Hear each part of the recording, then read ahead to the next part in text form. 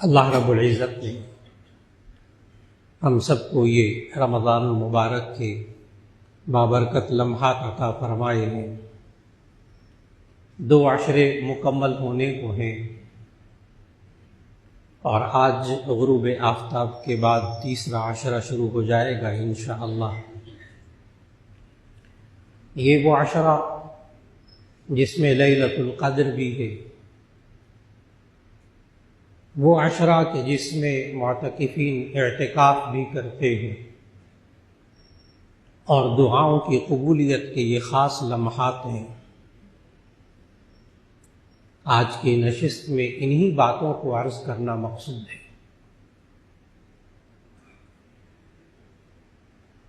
شب قدر کی اہمیت، یہ رات ہوتی کیا ہے، کب ہوتی ہے، ہم کیسے اس بات کا یقین کر لیں کہ ہمیں شب قدر مل گئی اور ہم نے اس میں عبادت کر لی، اور پھر اس شب قدر کی فضیلت خود جو اللہ نے بتائی وہ بھی سمجھنے کے قابل ہے، اور اس شب قدر میں کیا کرنا چاہیے کہ اللہ رب العزت نے یہ سورۃ القدر نازل فرمائی، پوری سورت اس لیلۃ القدر کے بارے میں۔ قدر کا لفظی مطلب ہوتا ہے اندازہ کرنا، طے کر دینا، فرض کر دینا، مرتبہ، عزت، یہ سب قدر کے معانی لغت میں لکھے ہوئے ہیں۔ آپ بھی کہتے ہیں کہ آپ کی میرے دل میں بڑی قدر ہے، بڑا مقام ہے، بڑی عزت ہے۔ اور کہیں قدر تقدیر کے معنی میں ہوتا ہے، قدر یقدر تقدیرا، ایک بات کو طے کر کے، فیصلہ کر کے، مقرر کر کے، اندازہ کر کے طے کر دینا۔ حیرت کی بات ہے کہ شب قدر کے اس مفہوم میں اور اس کی حقیقت میں یہ سارے ترجمے شامل ہیں۔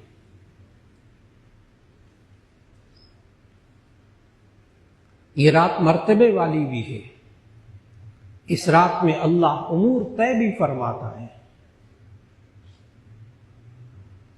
اور اس رات کے اندر اللہ رب العزت بندوں کی دعائیں بھی قبول فرماتا ہے، ان کی توبہ اور استغفار بھی قبول فرماتا ہے۔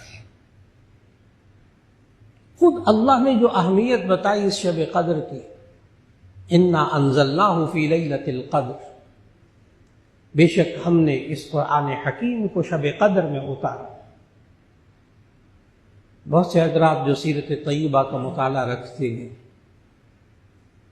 وہ جانتے ہیں کہ قرآن حکیم 23 سال کے عرصے میں آہستہ آہستہ نازل ہوتا رہا۔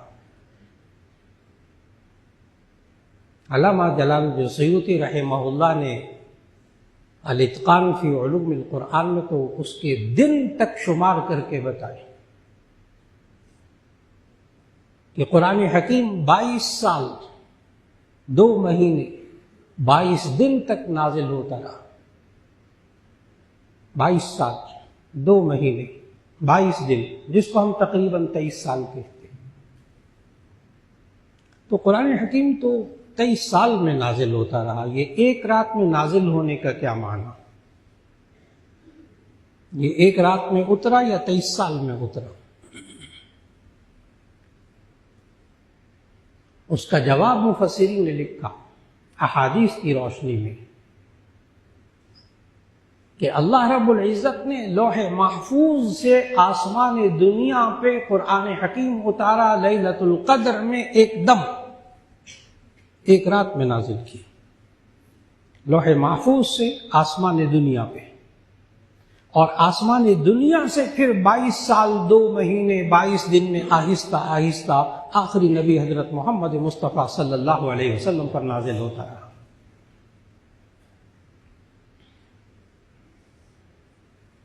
اور قرآن مجید میں مفسرین لکھتے ہیں کہ اللہ نے ان دونوں قرآن حکیم کے نازل ہونے کے لیے الگ الگ لفظ ذکر کیے قرآن مجید میں. عربی زبان میں ہر باب کا ایک خاصہ ہوتا ہے، کچھ خواص ہوتے ہیں جس کو ہمارے علماء خاصیات ابواب کہتے ہیں. ایک باب ہے نازلہ، اس کا معنی اترنا، نازل ہونا. ایک ہے انزل ينزل انزالا، باب افعال، اتارنا. اور اس میں دفعتاً، ایک دم اتارنے کا معنی ہوتا ہے. انزل ایک دم اتارا. اور اگر اسی کو باب تفعیل سے لے کر آئیں، نزل ينزل تنزیلا، تو اس کا معنی ہوتا ہے آہستہ آہستہ اتارنا کسی چیز کو. انزل کا معنی اس نے ایک دم اتارا، اور نزل کا معنی اس نے آہستہ آہستہ اتارا. آپ کو حیرت ہوگی کہ جہاں اللہ نے ذکر کیا کہ میں نے ایک رات میں اتارا، وہاں اللہ نے کہا انا انزلناہ فی لیلۃ القدر. انزل کا معنی ایک دم اتارنا. انا انزلناہ فی لیلۃ القدر، ہم نے ایک دم اتارا اس کو لیلۃ القدر میں. اور جہاں اللہ نے آہستہ آہستہ قرآن مجید کے نازل ہونے کا ذکر کیا، وہاں باب تفعیل لائے، نزل. آیت آپ حضرات کے ذہنوں میں، انا نحن نزلنا الذکر وانا له لحافظون. انا نحن نزلنا الذکر، بے شک ہم نے آہستہ آہستہ قرآن حکیم کو آپ پر اتارا، اور بے شک ہم ہی اس کی حفاظت کرنے والے. وہاں جہاں آہستہ آہستہ کے لیے وہاں نزل، اور جہاں ایک دم اتارا وہاں انزل. انا انزلناہ فی لیلۃ القدر. تو شب قدر کی ایک فضیلت یہ معلوم ہوئی کہ انا انزلناہ فی لیلۃ القدر،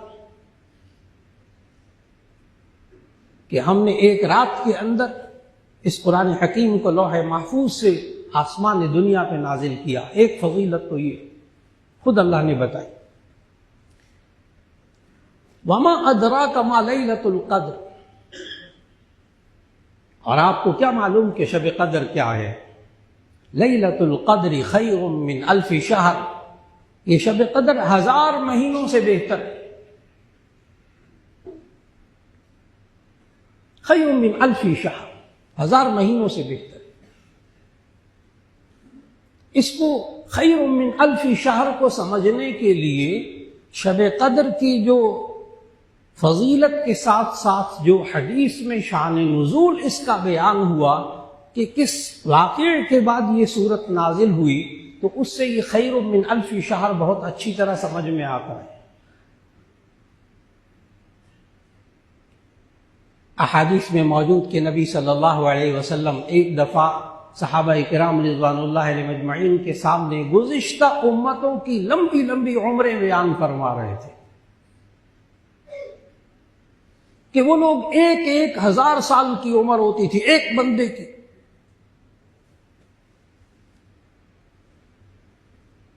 1000 سال وہ جہاد کرتا رہا، وہ عبادت کرتا رہا. تو گزشتہ امتوں کی عمریں 1000 سال. پھر اپنی امت کے بارے میں نبی صلی اللہ علیہ وسلم نے فرمایا کہ میری امت کی عمریں چھوٹی چھوٹی ہوں.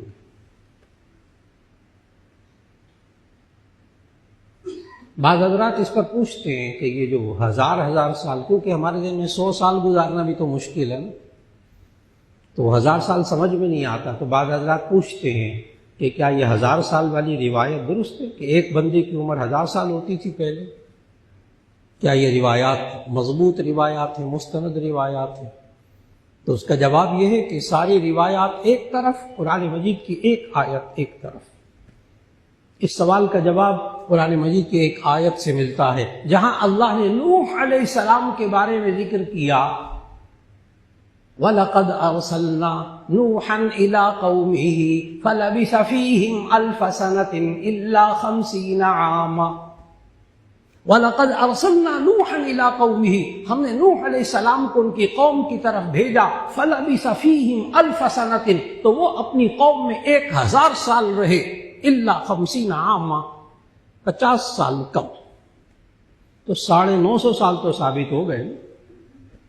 پھر یہاں بھی مفسرین نے کہا کہ یہ 950 سال فلبث فیہم 1000 سنہ الا 50 عاما، تو یہ جو 950 سال رہے یہ نبوت کے بعد کی زندگی ہے، اور نبوت سے ملنے پہلے جو زندگی ہے اگر اس کو بھی شمار کر لیا جائے تو ممکن ہے کہ یہ 1000 سال سے بھی بڑھ جائے، لیکن 950 سال تو ثابت ہے قرآن سے، اس لیے باقی روایات کے اوپر توجہ کی ضرورت بھی نہیں۔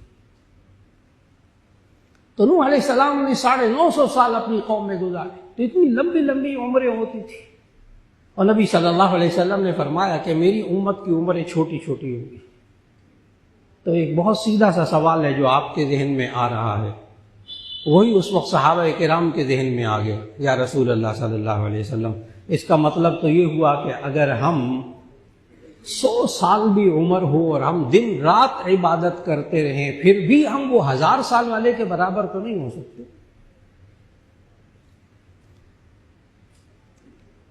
اگلا جملہ صحابہ نے نہیں بولا، لیکن آج کے معاشرے کے ذہن میں آتی ہے وہ بات کہ وہ پہلے لوگوں کی عمر 1000 سال، یا زیادہ سے زیادہ 100 سال، تو اس میں ہمارا کیا قصور ہے؟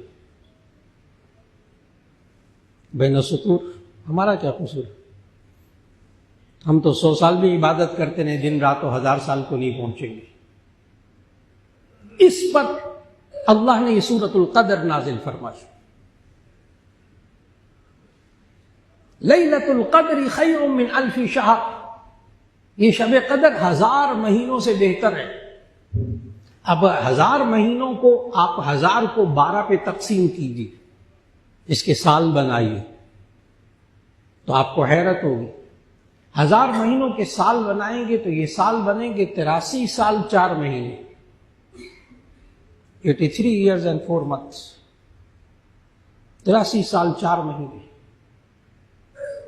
ایک رمضان میں ایک شب قدر کو پانے والے کو 83 سال 4 مہینے سے زیادہ کا ثواب ملے گا، اور خیر من 1000 شہر، بہتر، برابر بھی نہیں، بہتر۔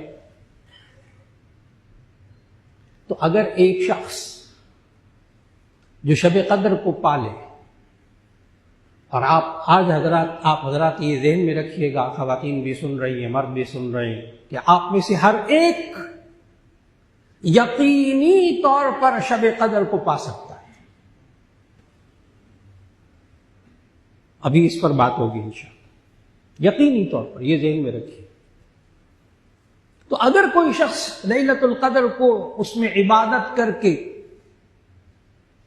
ابھی اللہ نے یہ عمریں دی ہوئی ہیں، اور پھر اس کے بعد اللہ تعالیٰ 20 سال 25 سال 30 سال 50 سال زندگی دے، تو ایسی صورت میں یہ انسان 11 سال اگر مسلسل شب قدر میں عبادت کرتا رہے تو یہ 1000 سال والی عمر والے تو بہت پیچھے رہ جائیں۔ ہر سال 83 سال 4 مہینے، اور 11 سال کے بعد پھر یہ انسان 1000 سال والی عمر سے زیادہ عبادت کا ثواب پا چکا ہوگا۔ اس لیے بڑی اہمیت دیجیے گا اس بات کو۔ اور پھر خیر من 1000 شہر، 1000 مہینوں سے بہتر، کتنا بہتر وہ اللہ جانتا ہے۔ اللہ قادر ہے کہ ایک شب قدر کی عبادت 1000 سال سے بھی زیادہ اس انسان کو ثواب دے دے، اللہ قادر ہے۔ تو دوسری فضیلت شب قدر کی یہ معلوم ہوئی، ایک تو یہ کہ اس میں قرآن حکیم اللہ نے نازل کیا، نزول قرآن کی رات ہے۔ نمبر 2، اس میں عبادت کرنا یہ 1000 مہینوں سے زیادہ ثواب کا باعث ہے۔ تیسری فضیلت اللہ نے اس صورت میں بتائی شب قدر کی، لیلۃ القدر خیر من 1000 شہر کے بعد تنزل الملائکۃ والروح فیہا بإذن ربہم من کل امر۔ تنزل الملائکۃ، اس رات میں فرشتے اترتے، والروح، روح القدس یعنی جبرائیل علیہ السلام نازل ہوتے ہیں، بِإِذْنِ رَبِّهِمْ، اللہ کے حکم سے، اللہ کی اجازت سے، من کل امر، ہر بات کو لے کر نازل ہوتے ہیں۔ اب آپ کے ذہن میں آ رہا ہوگا اس کو لیلۃ القدر کیوں کہتے ہیں، کیونکہ اس بارے میں اللہ کے علم میں سب کچھ موجود، تقدیر میں سب کچھ طے۔ اور جبرائیل علیہ السلام کو اس مخلوق کے احکام دے کر، ہر حکم دے کر اللہ پھر تفصیلی حکم دے کر نازل کرتا ہے، پھر ایسا ہی ہوتا ہے۔ چنانچہ سورہ دخان کی اس آیت میں فیہا یفرق کل امر حکیم امرا من عندنا، اس سے اکثر مفسرین نے شب قدر مراد لی، فیہا یفرق کل امر حکیم امرا من عندنا، کہ اس رات میں اللہ ہر حکمت پر مبنی کام کو الگ الگ کرتا ہے، کس کو کتنا رزق دینا ہے، کتنی عمر دینی ہے، اس کا انجام کیا ہوگا، اس پر ساری تفصیلات اللہ الگ الگ اس رات کے اندر کرتا ہے۔ اور اس رات کے اندر خوب مانگا جائے، خوب اللہ سے عبادت کی جائے، خوب دعائیں مانگی جائے، خوب توبہ اور استغفار کی جائے۔ تو تیسری فضیلت یہ معلوم ہوئی کہ اس رات میں اللہ فرشتوں کو نازل کرتا ہے، جبرائیل علیہ السلام کو نازل کرتا ہے، ہر حکمت پر مبنی کام کو الگ الگ کر کے اللہ اس رات کے اندر دے دیتا ہے۔ تیسری فضیلت تو یہ معلوم ہوئی۔ اور چوتھی فضیلت یہ معلوم ہوئی کہ سلام ہی حتی مطلع الفجر، کہ یہ سلامتی والی رات ہے، اس میں انسان کے لیے بھی سلامتی، اور ہی حتی مطلع الفجر، یہ صبح صادق کے طلوع ہونے تک رہتی ہے۔ یہاں یہ عرض کرتا چلوں، اس آیت پہ، اس لفظ پہ توجہ دیجیے گا، ہی حتی مطلع الفجر، یہ رات لیلۃ القدر یہ صبح صادق ہونے تک رہتی ہے، جب سحری کا وقت ختم ہوتا ہے، سحری کا اذان، فجر کی اذان ہوتی ہے، اس وقت تک یہ شب قدر کا وقت رہتا ہے۔ اور شروع کہاں سے ہوتا ہے اس کو ذہن میں رکھیے گا، یہ آج کل بہت سے ذہنوں میں نہیں ہے، اس لیے کہ یہ جو طاق راتیں ہوتی ہیں، ان میں مغرب کی نماز بھی پڑھی، کھانا وانا کھایا، اس کے بعد رات کو عشاء کی نماز پڑھی، پھر تراویح پڑھی، وتر پڑھے، فارغ ہو گئے، تو کہتے ہیں کہ اب ہم نے شب قدر کی عبادت کرنی ہے، آج طاق رات ہے۔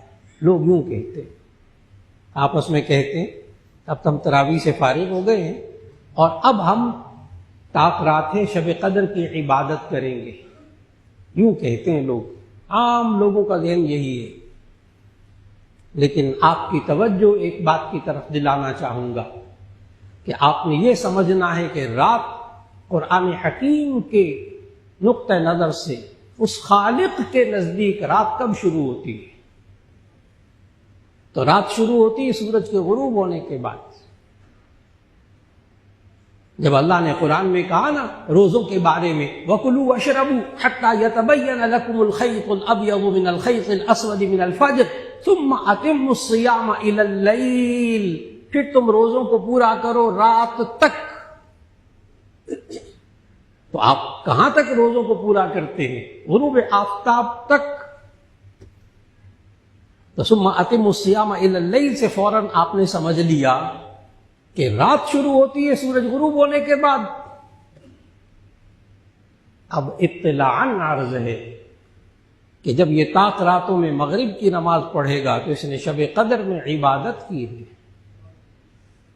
جب یہ نوافل پڑھے گا، مغرب کی سنتیں پڑھے گا، اوابین پڑھے گا، تو یہ شب قدر میں عبادت کر رہا ہے۔ جب یہ رات کو طاق راتوں میں، جب یہ فرض عشاء کے پڑھے گا تو یہ عبادت کر رہا ہے، جب تراویح پڑھے گا تو شب قدر کی عبادت ہو رہی ہے، وتر پڑھے گا عبادت ہو رہی ہے۔ بڑی توجہ سے انسان، عام معاشرے کے انسان ان باتوں کو شب قدر کی عبادت نہیں سمجھتے، کہتے اب کرنے لگے ہیں شب قدر کی عبادت وتروں کے بعد۔ جی ضرور کیجیے، ضرور کیجیے، اللہ توفیق دے۔ اور اب تو چند گھنٹے کی بات ہوتی ہے، چند گھنٹے کی بات، 10 تو ویسے ہی تراویح ادا کرتے کرتے بچ جاتے ہیں۔ 3 साढ़े 3 बजे फिर सहरी के लिए उठना होता है। तो बाकी ये चंद घंटे बचे हैं, तो अल्लाह तौफीक दे हर एक को, तो ख़वातीन हज़रात सब के सब इन ताक रातों में थोड़ा सा और जागने की कोशिश कर लें, नींद दिन के वक्त में पूरी कर लीजिए, तो सारी रात इबादत का सवाब मिल जाएगा। आजकल तो बहुत आसान है माशाअल्लाह। और फिर इस शब कदर में इबादत के लिए एक बेहतरीन तरीका ख़वातीन और मर्दों के लिए, और वो है इअ्तिकाफ। इअ्तिकाफ एक ऐसी इबादत है जो हजरत इब्राहीम अलैहिस्सलाम से चली आ रही है। अल्लाह ने कुरान मजीद में हजरत इब्राहीम और इस्माइल के बारे में कहा, जहां वअहिदना इला इब्राहीम व इस्माइल अन तहिरा बैतिया लित्ताइफीन वल आकिफीन वर्रुक्काइस सुजूद। इस आयत से मालूम होता है कि इअ्तिकाफ हजरत इब्राहीम अलैहिस्सलाम से चला आ रहा है। तर्जुमा करने लगा हूं, वाहिदना इला इब्राहीम व इस्माइल, हमने इब्राहीम और इस्माइल से ये वादा लिया, अंतहिरा बैतिया, कि वो मेरे बैतुल्लाह को पाक करें, अंतहिरा बैतिया, कि मेरे बैतुल्लाह को पाक करें, अंतहिरा बैतिया लित्ताइफीना, तवाफ करने वालों के लिए, वल आकिफीना, और इअ्तिकाफ करने वालों के लिए, व रुक्अइस सुजूद, और नमाज अदा करने वालों के लिए। मालूम हुआ ये इअ्तिकाफ दीन इब्राहीमी में मौजूद था। मालूम हुआ गुज़िश्ता मज़ाहिब में भी इअ्तिकाफ मौजूद, आसमानी मज़ाहिब में, अंबिया के तरीकों में मौजूद इअ्तिकाफ। इसको मामूली ना समझिए। लफ्ज़ इअ्तिकाफ को समझना बड़ा जरूरी है, फिर इससे समझ में आएगा होता क्या है। लफ्ज़ इअ्तिकाफ का लफ्ज़ी मतलब है बाब इफ्तिआल का मस्दर है, इसका माना है रुकना, रोकना। ये इंसान अपने आप को मस्जिद में रोक कर बैठ जाता है।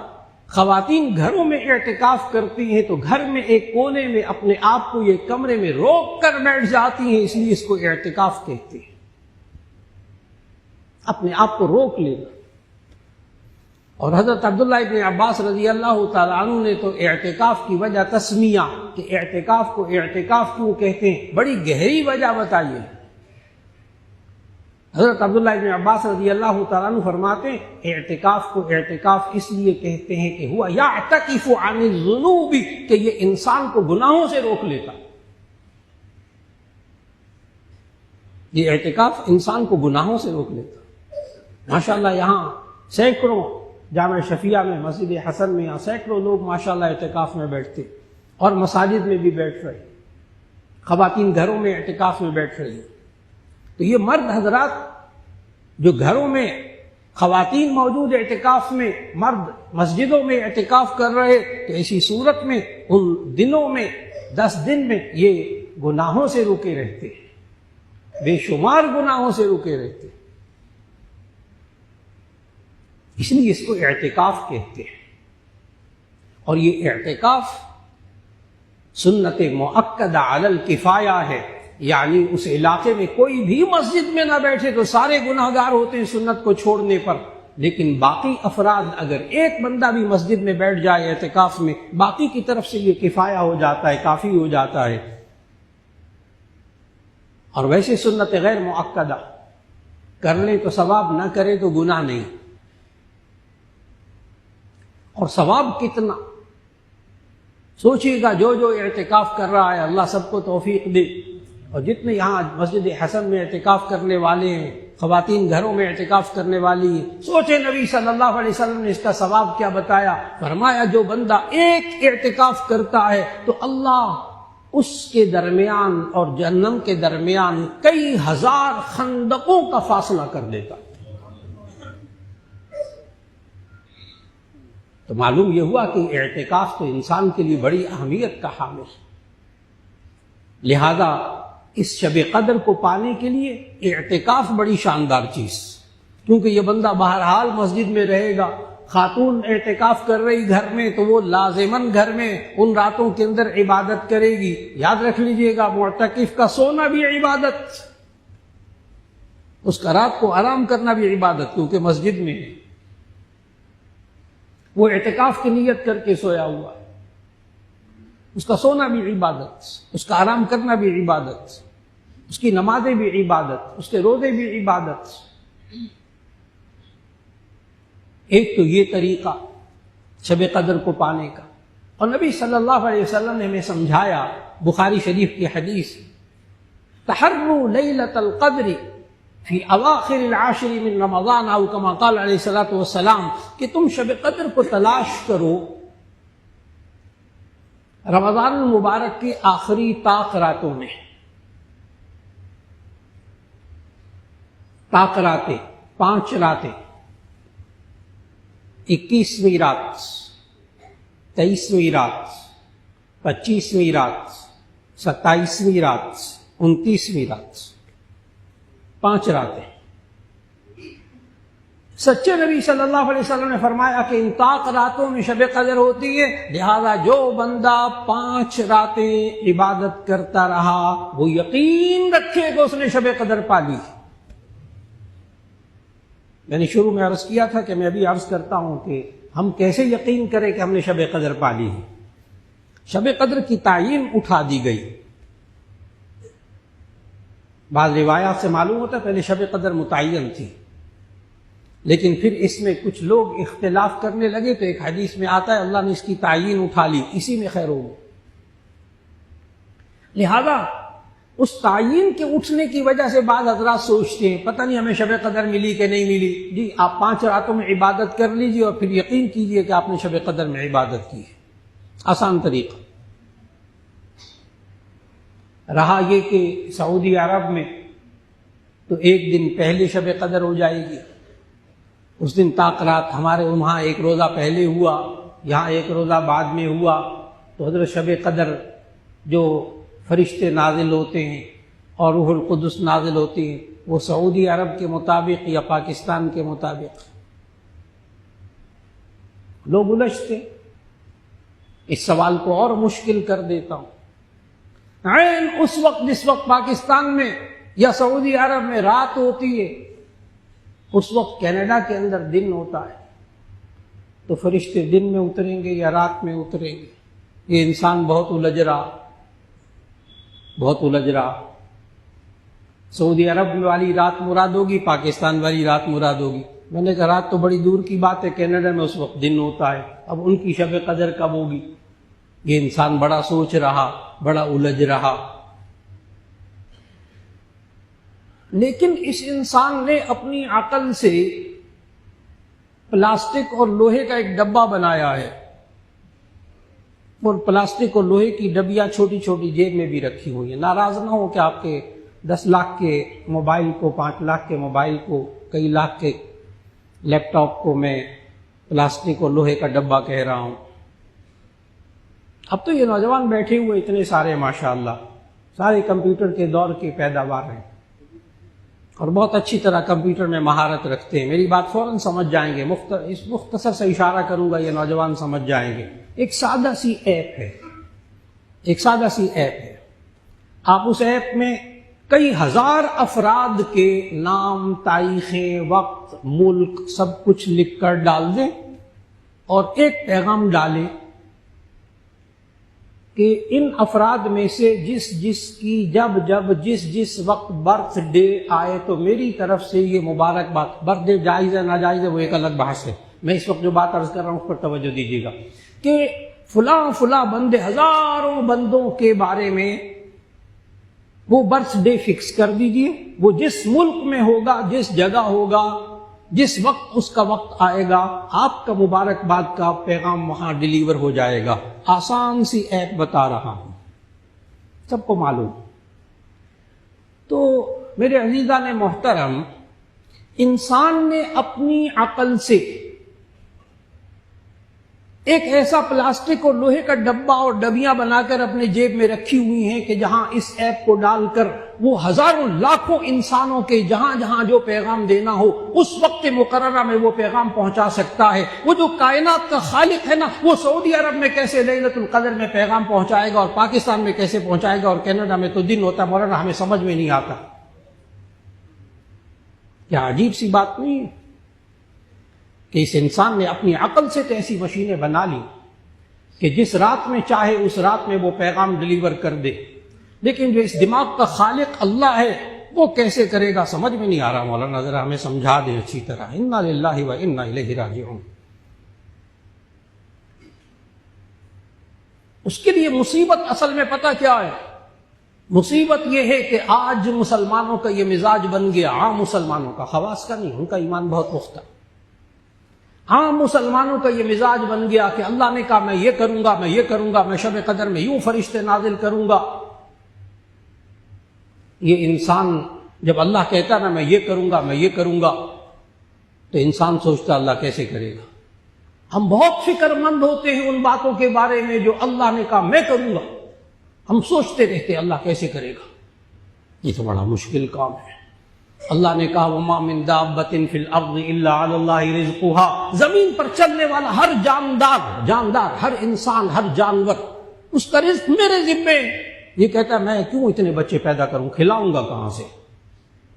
شادی نہیں کرتے، کہتے کھلائیں گے کہاں سے بیوی؟ اللہ کے بندے رزق آپ کے ذمے نہیں ہے۔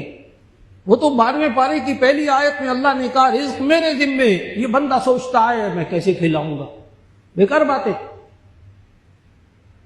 رزق دینا تو اس کے ذمے نہیں، اس کے ذمے تو شادی کرنا ہے۔ بچوں کو رزق دینا اللہ نے اس کے ذمے تو نہیں لگایا، بچوں کو رزق دینا تو اللہ نے اپنے ذمے لگایا۔ اس کا کام تو یہ ہے کہ بچے پیدا کرے، اولاد پیدا کرے۔ وَمَا مِن دَابَّةٍ فِي الْأَرْضِ إِلَّا عَلَى اللَّهِ رِزْقُهَا، رزق اللہ کے ذمے ہے۔ یہ انسان اپنے رزق کے بارے میں بہت فکر مند ہے۔ اللہ کہتا ہے کماؤ لیکن حلال کماؤ، یہ حلال کمانے کی فکر نہیں کرتا، کہتا ہے میں کھلاؤں گا کہاں سے۔ بالکل اسی طرح اللہ کہتا ہے میں ان طاق راتوں کے اندر میں فرشتے نازل کرتا ہوں، روح القدس نازل کرتا ہوں، فلاں کرتا ہوں۔ اب ہمیں ایمان رکھنا چاہیے کہ جہاں جہاں دنیا میں طاق رات ہوگی وہاں اللہ فرشتے نازل کر کے چھوڑے گا۔ ہر علاقے کے لیے اپنی اپنی لیلۃ القدر، اور اللہ قادر ہے جس انسان کے لیے جس ملک میں جہاں لیلۃ القدر طاق رات ہوگی اللہ وہاں فرشتے بھی نازل کرے گا، سلامتی بھی نازل کرے گا، وہاں دعائیں بھی قبول کرے گا انشاءاللہ۔ ہمارا کام جو ہمارے ذمے ہے اس کے بارے میں سوچئے گا۔ یہ عادت چھوڑ دے لوگ کہ جو اللہ نے اپنے ذمے کام لیے ہیں سوچتے ہیں اللہ کیسے کرے گا۔ بس اس کے لیے ایک آیت پڑھ لیا کیجیے، ایک آیت۔ جب بھی الجھن ہو ان مسائل کے اندر جو بھی میں نے ذکر کیے ہیں، یہ کام اللہ کیسے کرے گا، یہ کام اللہ کیسے کرے گا، تو وہاں ایک آیت پڑھ لیا کیجیے آسان سی، انشاءاللہ شفا ہوگی۔ ان اللہ علی کل شیء قدیر، ان اللہ علی کل شیء قدیر، بے شک اللہ ہر چیز پر قدرت والا ہے۔ لہذا یہ انسان شب قدر کے اندر دعائیں مانگے، توبہ اور استغفار کرے، یہ دعاؤں کی قبولیت کا وقت ہے۔ اللہ نے جہاں سورہ بقرہ کے اندر 5 آیتوں میں روزے کے احکام بتائے، سورہ بقرہ کی آیت 182 سے لے کر 187 تک اللہ نے روزے کے احکام بتائے۔ اس میں آیت نمبر 186 میں اللہ نے یوں کہا رمضان کے احکام بتاتے ہوئے وَإِذَا سَأَلَكَ عِبَادِي عَنِّي فَإِنِّي قَرِيبٌ أُجِيبُ دَعْوَةَ الدَّاعِ إِذَا دَعَانِ فَلْيَسْتَجِيبُوا لِي وَلْيُؤْمِنُوا بِي لَعَلَّهُمْ يَرْشُدُونَ۔ اب اس آیت کو سمجھنا ہے۔ رمضان کے احکام بتاتے ہوئے اللہ نے کہا وَإِذَا سَأَلَكَ عِبَادِي عَنِّي فَإِنِّي قَرِيبٌ، جب یہ بندے مجھ سے سوال کرتے ہیں، مجھ سے مانگتے ہیں، فَإِنِّي قَرِيب، میں بہت قریب ہوتا ہوں۔ اور ایک اور آیت میں سمجھایا ہے اللہ کتنا قریب ہوتا ہے، اللہ کتنا قریب ہوتا ہے۔ آیت پڑھنے لگا نحن اقرب الیہ من حبل الورید، ہم اس انسان کی شہرت سے بھی زیادہ اس کے قریب ہوتے ہیں۔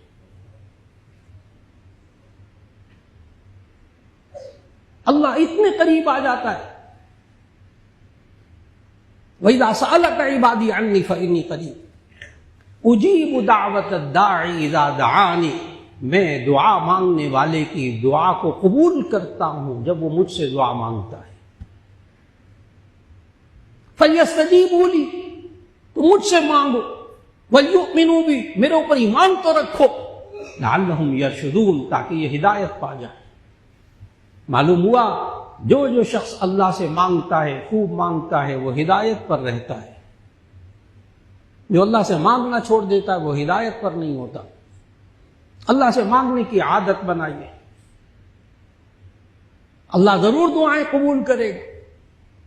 کبھی زبان پر یہ نہ لائیں پتہ نہیں اللہ کس کی دعائیں قبول کرتا ہے، ہماری تو قبول کرتا نہیں، ہمیں تو کچھ بھی نہیں دیا۔ عام جملے ہیں لوگوں کی زبانوں پر، اللہ ہماری دعائیں تو نہیں قبول کرتا، ہمارے پاس تو کچھ ہے ہی نہیں، بڑا اللہ سے مانگا، اللہ نے دیا ہی نہیں کچھ۔ یاد رکھ لیجئے گا، جس انسان کے ذہن میں یہ آئے کہ میں نے اللہ سے مانگا اور